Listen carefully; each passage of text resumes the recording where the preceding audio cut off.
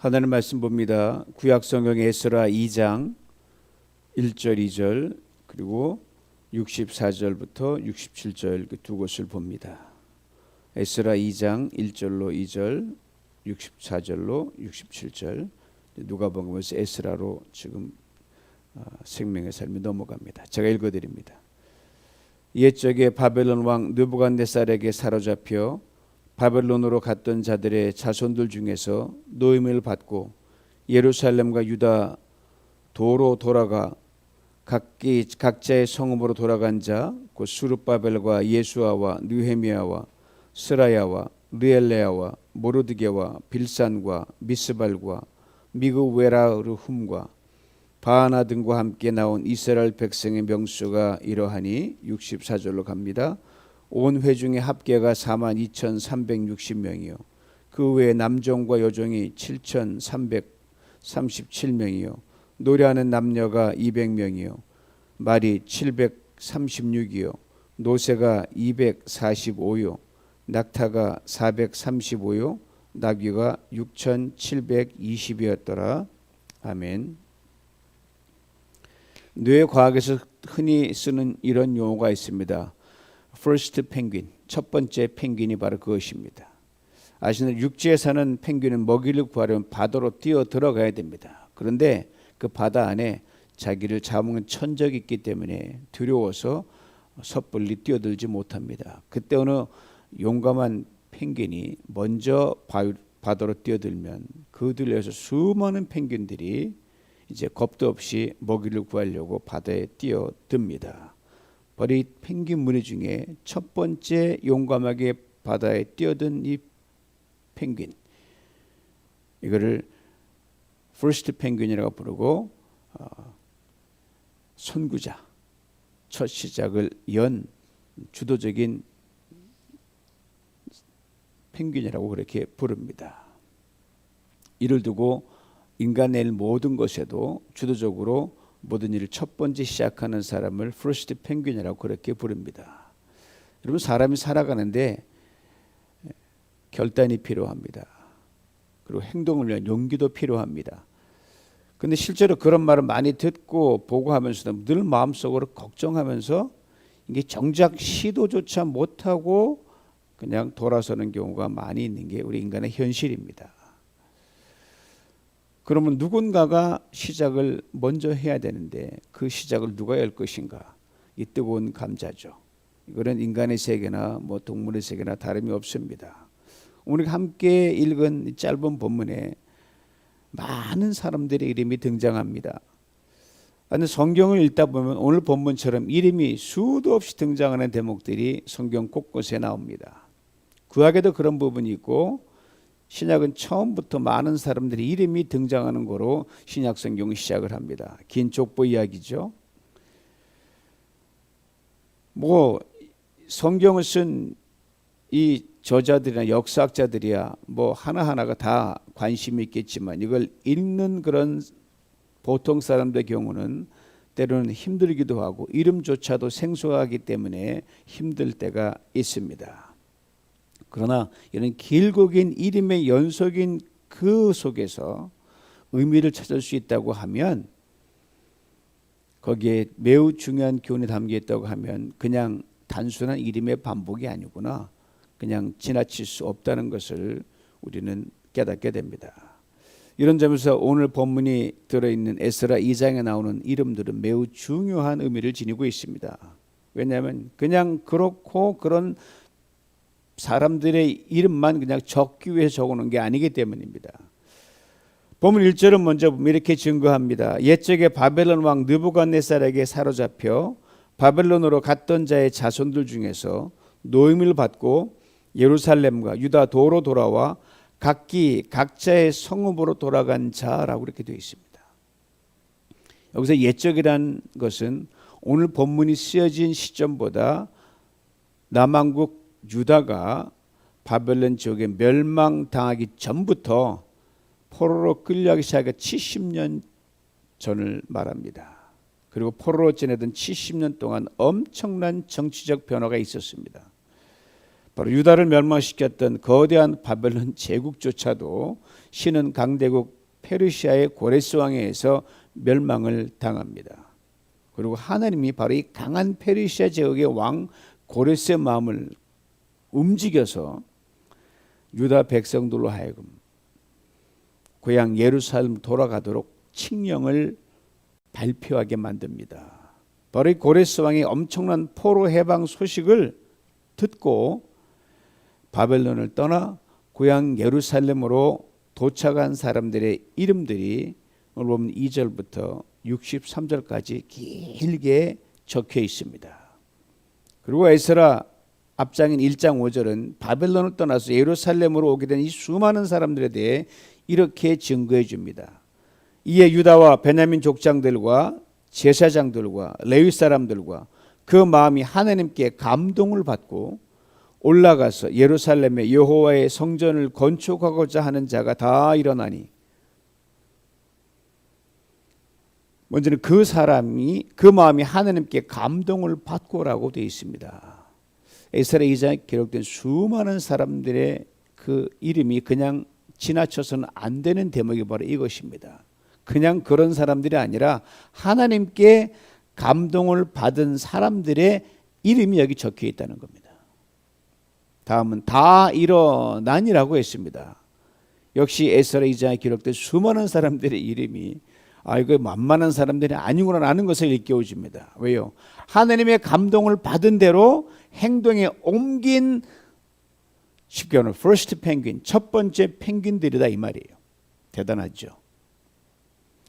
우리 마음이 하나님의 감동을 받는다. 그 자체도 귀한 겁니다. 하나님이 우리 마음을 움직이셨기 때문입니다.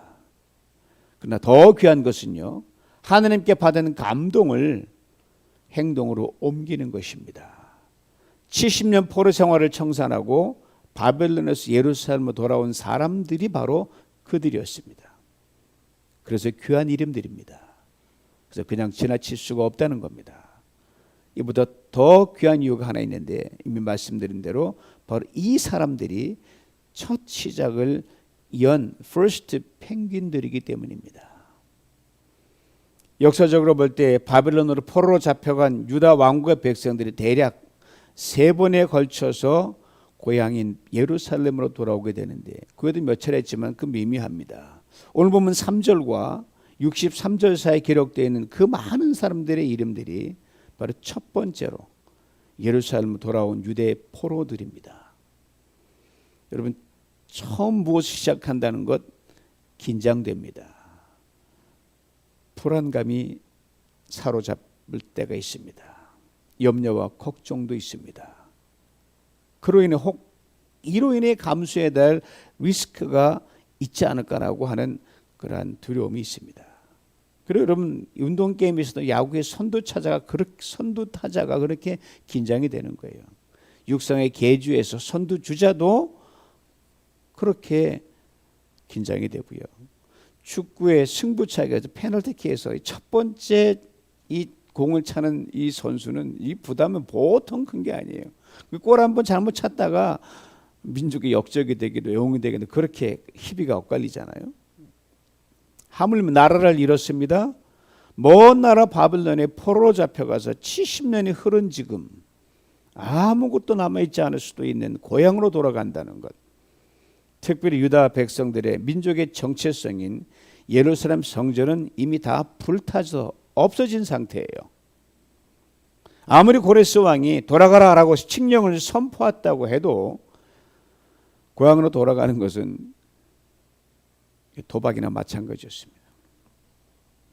그것도 후발주자도가 잘 지켜봤다가 괜찮은 데로 뒤쫓아가는 것도 아니고 맨 먼저 위험을 감수하고 처음 뛰어든다는 것은 인간적인 관점에서는 때로 엄청난 부담임에 틀림없고 무모하기까지 했음에 틀림없습니다.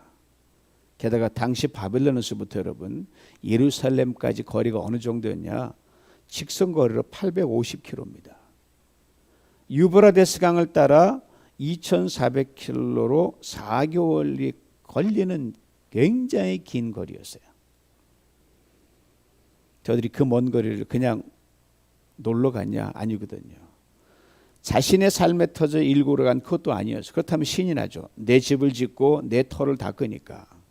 철저하게 부서지고 불에 타버린 예루살렘 성전.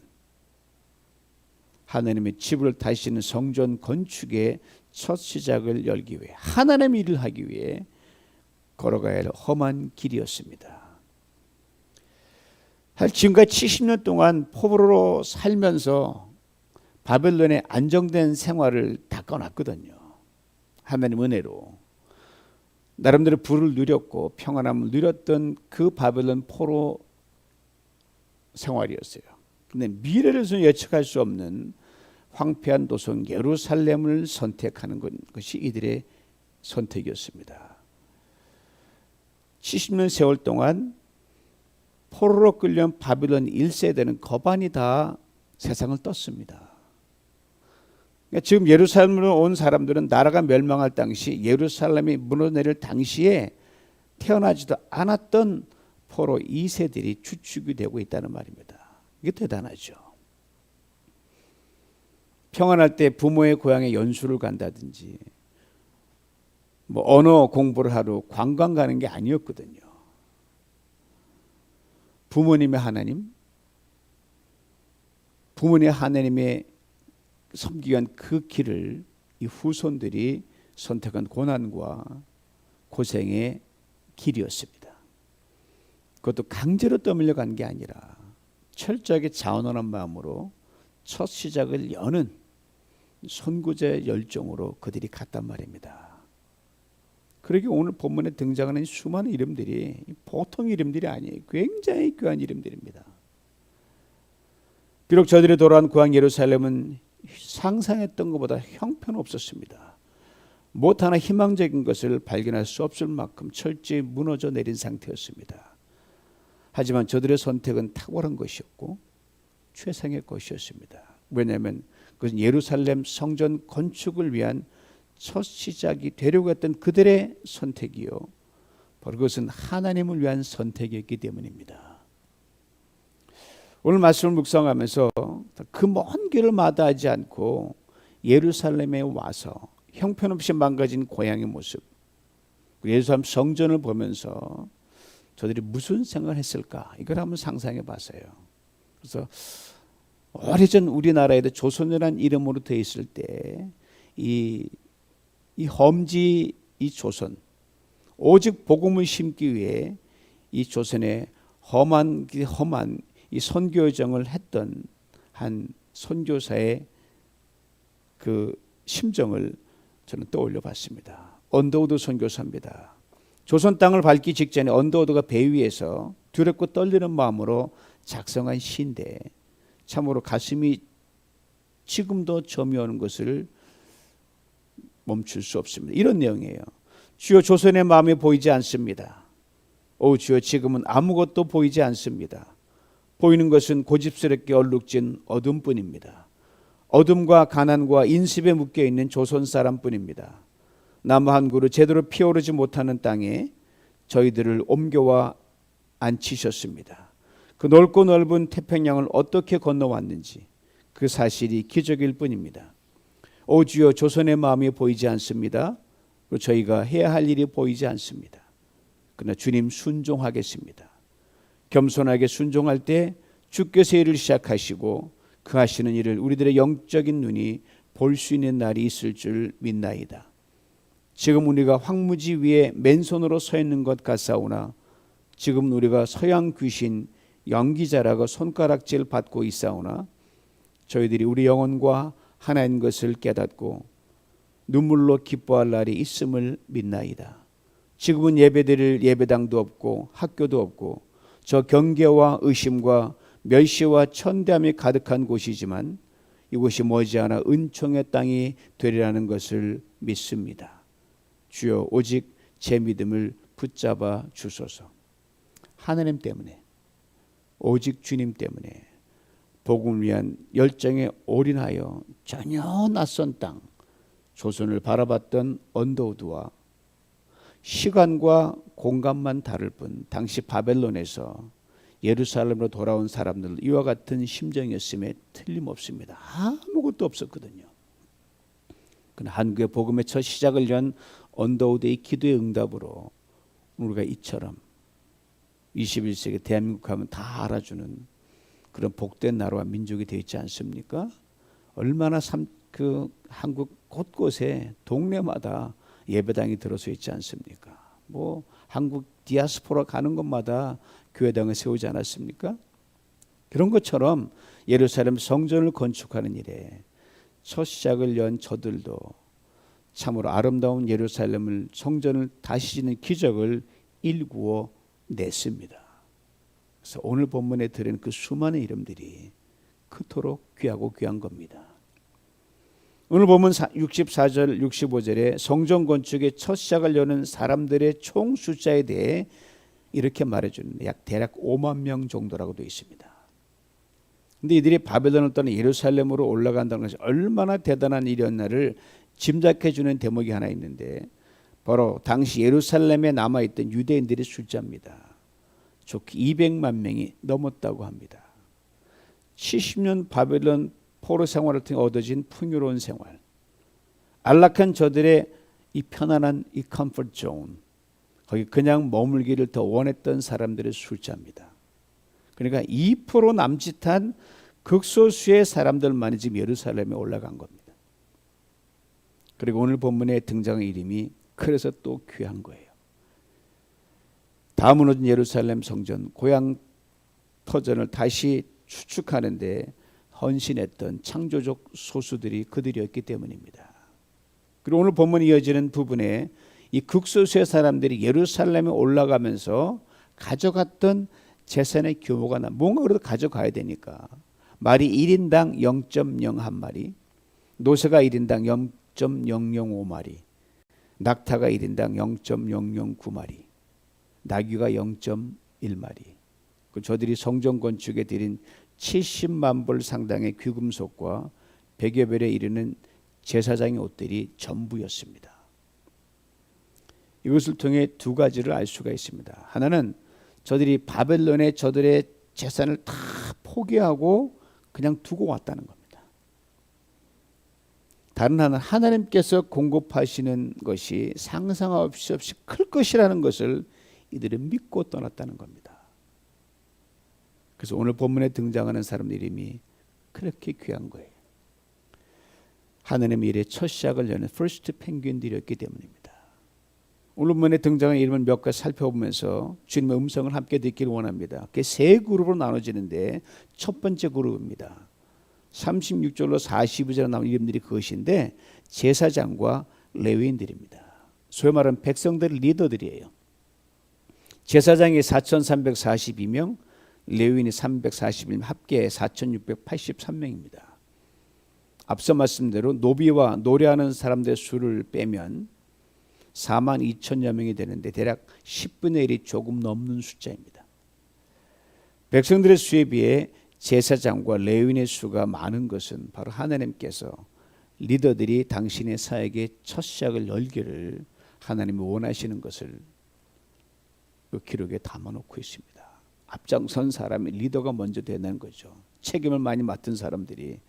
특별히 38절에 제사장 바술이라는 사람 이름이 나오는데 이 바술이라는 사람은 과거 고향 예루살렘에 있을 때 하나님의 선지자들 예레미야 선지자를 그렇게 핍박했던 아주 못된 사람이었어요. 하나님의 회방자여 거치는 돌이 바로 그 사람이었거든요. 그런데 이 바술 자손이 무려 가장 많은 1247명이 들어가는 놀라운 일이 벌어진 겁니다. 바술 가문 예루살렘 성전을 다시 짓는 일에 이젠 우리는 못된 짓 하지 말고 거치는 돌에 되지 않고 하나님을 세우는 그러한 가문 되겠다라고 마음먹었을 때 하나님 이 가문을 축복해 주셨습니다. 우리 하나님 과거를 묻지 않으십니다. 지금 내가 하나님의 일과 교회 일에 중직으로 리더로서 다시 시작을 열기로 앞장서고자 하는 그 마음, 그 중심을 보십니다. 그리고 축복하십니다. 두 번째 그룹이에요. 43절에서 58절에 나오는 느디딤 사람들입니다. 발음이 좀 어렵죠. 느디딤. 이 사람들은 원래 제사장들과 레위인을 도와 성전에서 저들을 섬기던 종들이었어요. 종. 사회적으로 천한 신분의 사람들이었습니다. 이처럼 사람들로부터 멸시와 천대를 받아왔지만 하나님을 섬기는 일, 특별히 고향 예루살렘으로 돌아가서 다시 고향을 재건하겠다. 이 일에는 나도 앞장서겠다라고 그랬던 사람들입니다.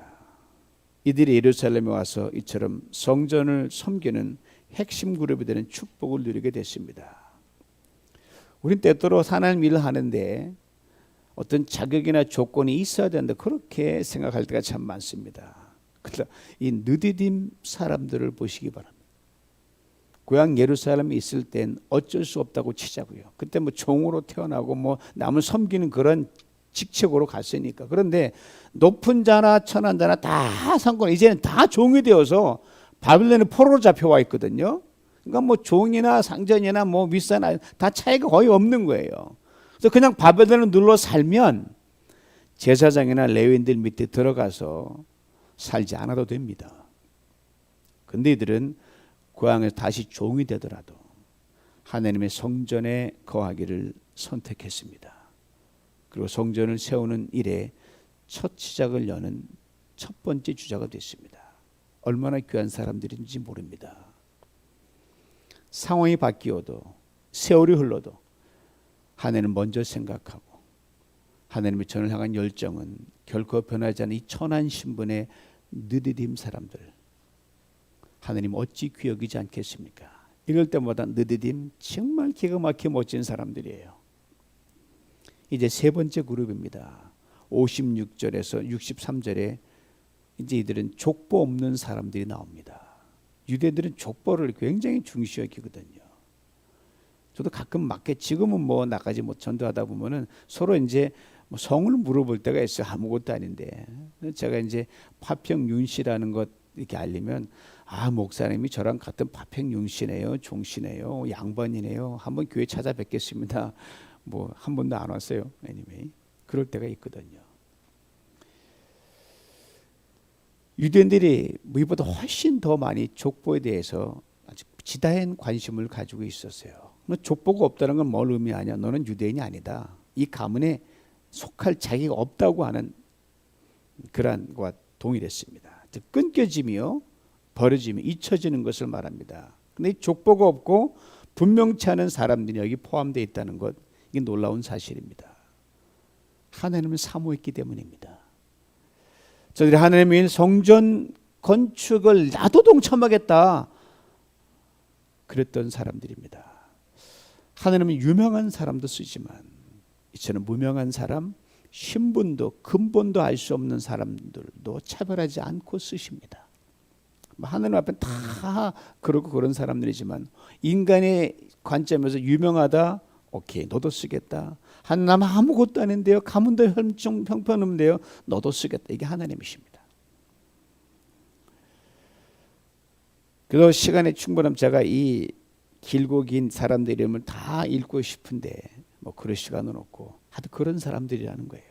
제사장, 레위인, 느디딤, 족보 없는 사람들 이름 하나하나가 뭐예요? 바로 오늘날 여러분과 저 우리 각자의 이름이기 때문이고 이름이어야 하기 때문에 그렇게 귀한 겁니다. 한 사람의 이름도 빼놓을 수가 없습니다.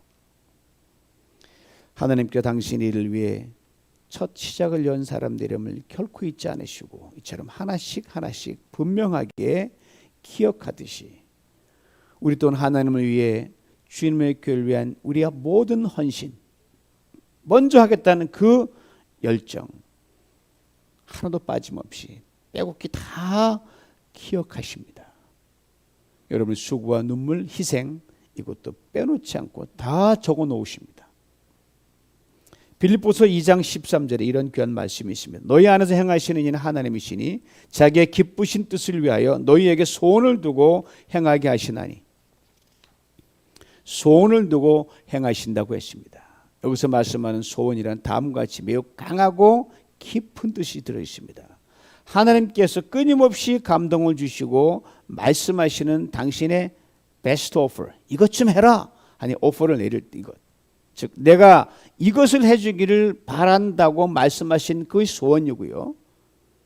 때문에 그대로 행하지 않으면 견딜 수 없는 그 강렬한 열정이 바로 이 소원입니다. 그리고요, 그 소원을 이룰 수 있도록 힘과 능력, 자원도 주겠다는 그 의도가 그 소원이란 단어에 담겨 있습니다. 다 패키지로 담겨 있어요. 참으로 놀라운 단어입니다. 그리고 작은 일이든 큰 일이든 하나님께서 마음에 감동과 소원을 주실 때 이렇게 응답하는 우리 모두가 될 수 있기를 원합니다. 주님, 내가 먼저 그 일의 첫 시작을 열겠습니다. 교회 일 주림이 하다 보면은 눈에 보이는 게 있잖아요. 그때 주변 볼 거 없어요. 먼저 달려가는 거예요. 그러면 하나님께서 길을 여십니다. 감당할 능력과 물질도 주시고 환경을 기이하게 여십니다. 그리고 이렇게 고백하게 하십니다. 내게 능력 주시는 자 안에서 내가 모든 것을 할 수 있느니라. 주님의 선하신 일에 귀하게 쓰임받는 여러분 모두가 될 수 있기를 원합니다. 쓰임 받으시되 언제나 먼저, 언제나 그 첫 시작을 여는 복된 성도님 될 수 있기를 주님의 이름으로 축원합니다. 기도합니다. 하느님 아버지, 감사합니다. 21세기 모든 것이 다 갖춰진 이 좋은 시대에서 교회를 섬기고 신앙생활 할 수 있도록 축복하심을 감사합니다. 오늘 본문을 통해서 그 먼 과거 옛날 나라가 다 무너지고 포로로 잡혀가서 그나마 포로에서 넉넉한 생활을 영위했던 그들이 하나님의 감동을 주셨을 때 모험을 감수하고 위험을 감수하고 고향 땅 폐허가 된 곳을 가서 성전 건축에 앞장서서 개인이 복을 받고 가문이 복을 받고 민족이 복을 받았던 것을 다시금 기억합니다. 하나님, 오늘 평화로울 때 상대적으로 정도의 차이는 있지만 우리가 하나님 오늘도 말씀하실 때 내가 이 일을 해줬으면 좋겠다, 오늘 말씀하실 때 전후좌우 보지 말고 하나님, 제가 먼저 일을 하겠습니다, 첫 시작을 여는 또한 우리가 되게 하여 주시옵소서. 우리 손에 가진 건 없을지라도 내 환경은 어렵다 할지라도 하나님 아버지, 이 말씀에 순종하 나갈 때 주님 우리에게 길을 열어주옵소서. 우리 손에 비지 않게 해주시옵소서. 여호와께를 감당할 수 있도록 모든 리소스를 부어 주시옵소서. 예수님의 이름으로 기도하옵나이다. 아멘.